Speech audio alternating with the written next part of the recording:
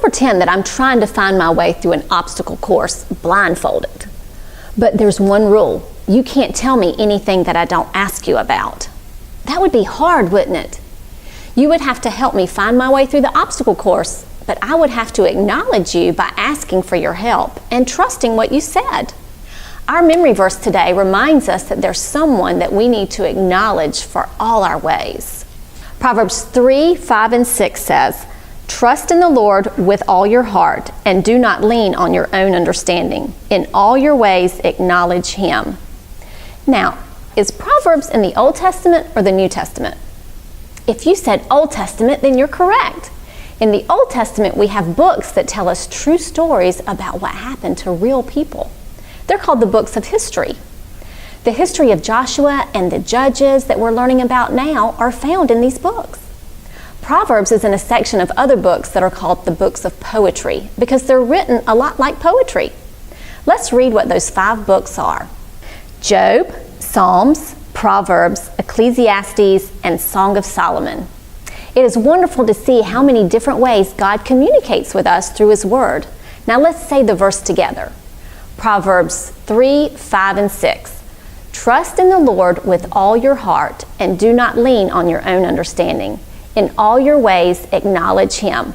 Proverbs 3, 5, and 6. Now let's make sure that we know what this verse means. In all your ways. This is just another way of saying in everything that you do. Acknowledge Him. This means that we need to recognize God as being the one in control of everything. When you trust in the Lord and acknowledge Him in everything that you do, you are giving God first place in your life. Let's say the verse together again. Proverbs 3, 5, and 6.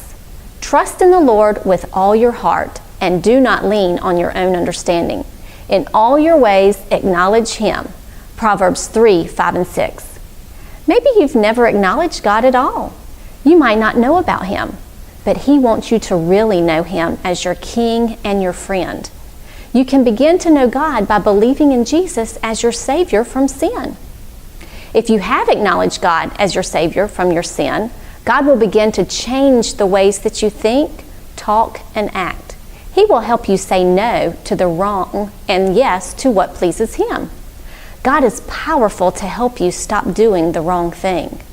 Then find out what God says to do and ask Him for power to start doing the right thing.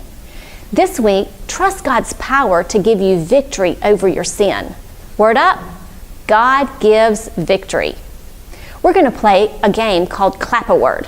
We're going to say the verse, but when we get to the word that has a smiley clapper over it, we're going to clap instead of saying it.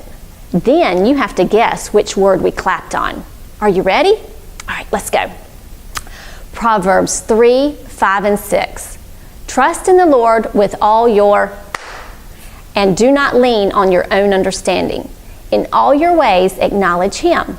Proverbs 3, 5, and 6. Now, which word did we clap on? If you said heart, then you're correct. Let's do it again. Ready? Proverbs 3, 5, and 6. "Trust in the with all your heart, and do not lean on your own understanding. In all your ways acknowledge Him." Proverbs 3, 5, and 6. Now, which word did we clap on that time? Yes, we clapped on the word Lord. Great job. Let's do it one more time. 3, 5, and 6. "Trust in the Lord with all your heart, and do not lean on your own understanding. In all your ways acknowledge Him."